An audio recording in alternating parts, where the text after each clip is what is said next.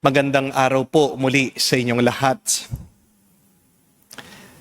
They say that there are two rules that we should live by if we want to be happy, healthy, and holy. The first rule is, be good to yourself without hurting others. But the second rule is, be good to others without hurting yourself. Tandaan niyo po yan. Kung gusto niyo maging mas masaya, malusog, at mas pinagpala, dalawa dapat ang palagi mong gawin. Dalawa ang dapat mong sundin sa iyong buhay. Una, maging mabuti ka sa iyong sarili na hindi ka nakakasakit ng iba. Pero pangalawa, maging mabuti ka sa iba na hindi mo naman sinasaktan ang iyong sarili. Kasi aminin natin, minsan, mabuti nga tayo sa ating sarili, nakakasakit naman tayo sa iba. Mabuti ka sa iyong sarili, pero ang sama-sama mo sa iba. Amen? At meron namang iba sa atin. Pagkabuti-buti sa iba, sinasaktan naman ang sarili. Sinasakripisyo mo ang iyong tuwa, ang iyong saya, ang iyong kapayapaan para sa iba. Minsan, hindi ka naman nila ina-appreciate.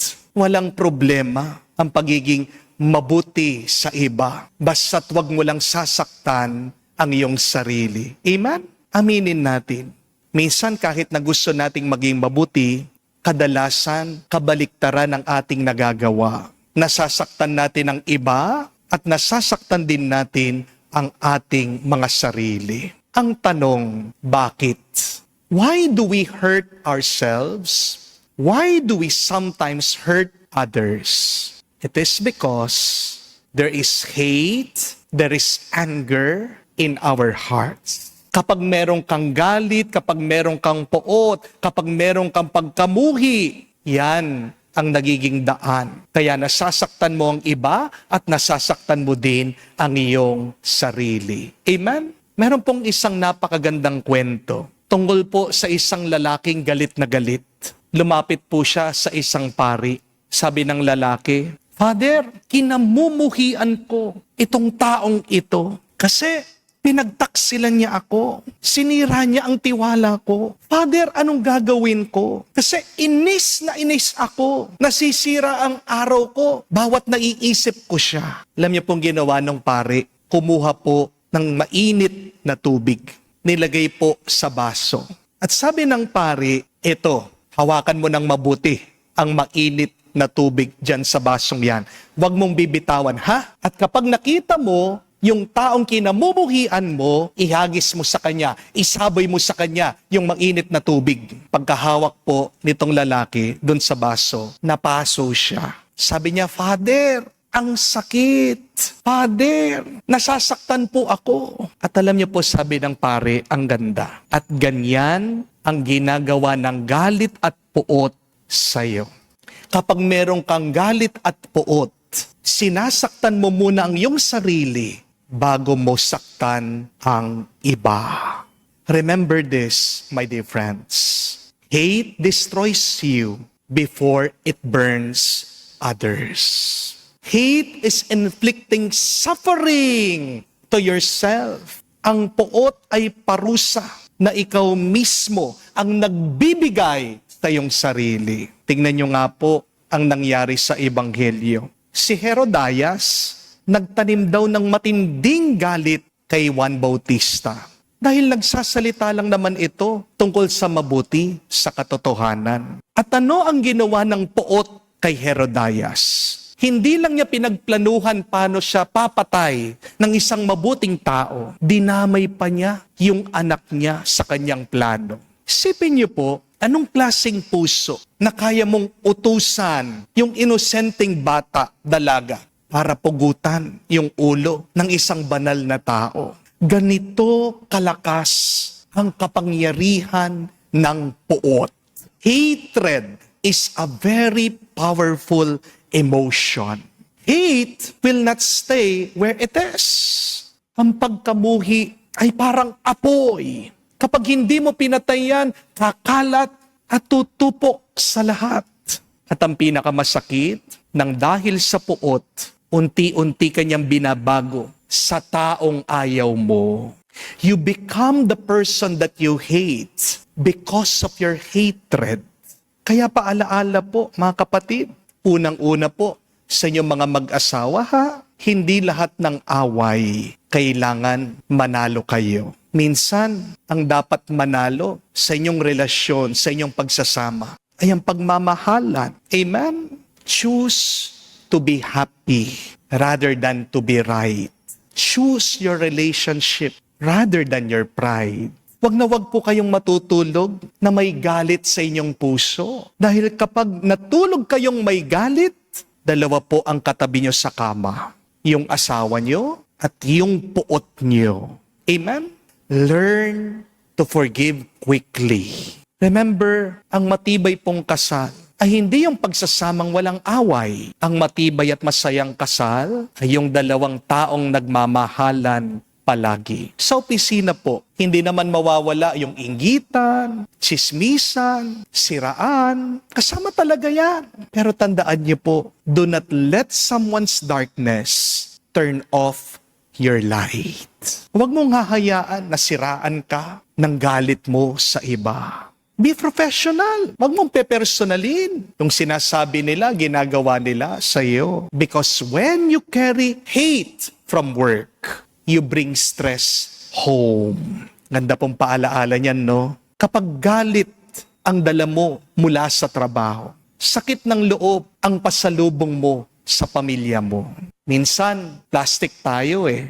Galit na galit tayo sa kasalanan ng iba. Pero pagdating sa ating mga kasalanan, gusto mo agad awa. Gusto mo agad patawarin ka. Di po ba? Mga kapatid, wag sanang sasakit ang loob mo kapag merong mga ibang tao na sinasabihan ka sa masamang ugali mo. Salamat ka nga eh, kasi tinutuwid ka nila. Harinawa, marunong tayong makinig sa iba dahil hindi naman natin alam ang lahat.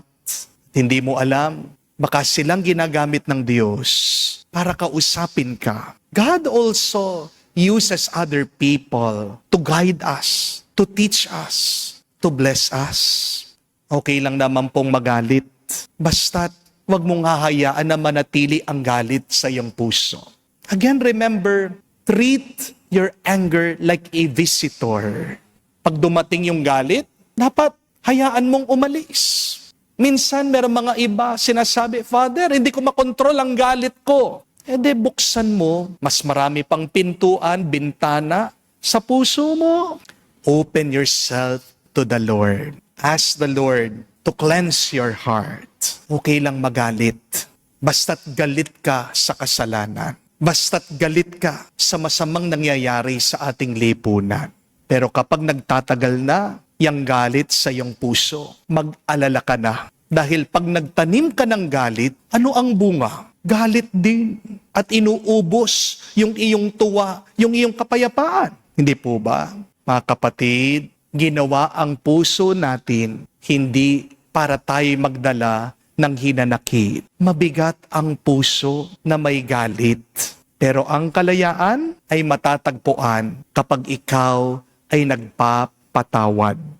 Forgiveness is freedom. Kapag nagpapatawad ka, hindi naman ibig sabihin, sinasabi mo, tama sila, mali ka. Kapag nagpapatawad ka, ang ibig sabihin lang, ayaw mo nang makulong sa sakit, sa bigat, sa lungkot, sa hirap. Mga kapatid, you can disagree with someone. You can correct what is missing. You can correct what is wrong. But never ever let hate decide who you become. Do not let hate decide what you will do in your life. Dahil ang galit, hindi nag-iisip. Ang galit, hindi iniisip ang kapakanan mo. Remember your humanity. Remember, you are a child of God. Wag mong hahayaan na mapuno ang puso mo sa galit. Dahil ang puso mo, nilikha ng Diyos para magmahal. Amen? Because in the end, people who choose love live lighter. People who forgive sleep better. And people who release hate make room for God's blessing. So today, it is good to ask ourselves, to reflect. May galit ba akong hawak o tinatago? Meron ba akong puot na nanatili pa rin sa aking loob? May ulo ba akong gustong alisin, putulin dahil sa aking pagkamuhi? Bitawan mo na yung sakit ng loob mo. Unang-una, hindi nakakaganda yan, nakakagwapo sa'yo. Amen? Yang sakit ng loob mo, hindi rin bumubuti ang pakiramdam mo. At habang meron kang galit at puot, wala ka ding mabuting magagawa sa iyong buhay. Amen? Kapatid, hindi mo kailangan ng puot para maging malakas ka dahil mas malakas ang isang puso na marunong magpatawad. Amen. Mga kapatid, tandaan niyo po, these 2 rules to live by para kayo ay maging masaya, malusog at mas pinagpala. Be good to yourself without hurting others. And be good to others without hurting yourself. Pero bakit ba nasasaktan natin ang ating sarili at iba? Ito ay dahil sa ating galit, sa ating pagkamuhi, dahil tayo nagtatanim ng puot. Remember that when you are angry, you are first hurting yourself before you hurt others. Ang puot ay parang apoy. Sinasaktan mo munang yung sarili bago ang iba. May lakas ang puot. Huwag mo na yang papakainin. Huwag mo na yang papalakasin. Huwag mong iingatan ang galit mo. Maganda, hayaan mo lang na umalis. Kung hindi umaalis, buksan mo ang iyong puso, ang iyong loob sa Diyos. Hilingin mo sa Banal na Espiritu na linisin ang iyong puso sa galit. Dahil sino ang taong masaya? Siya yung taong palaging nagpapatawad. Ang taong malaya ay yung taong walang hinahawakan na galit at puot. Magandang itanong, kanino ka pa galit? Kahit na patay na yan, dapat nga patayin mo na yung galit mo sa iyong puso. Kahit na siya'y buhay pa, habang iniisip mo ang taong yan, nabubuhay siya. Pinupuno niya ang iyong puso. Kaya hindi makapasok ang pagpapala ng Diyos. God wants to bless you. And yet, He cannot. Because you are filled with anger, hatred, and resentment. Pag nawala na yung galit mo, may espasyo na para makatanggap ka ng umaapaw na grasya at biyaya galing sa Diyos.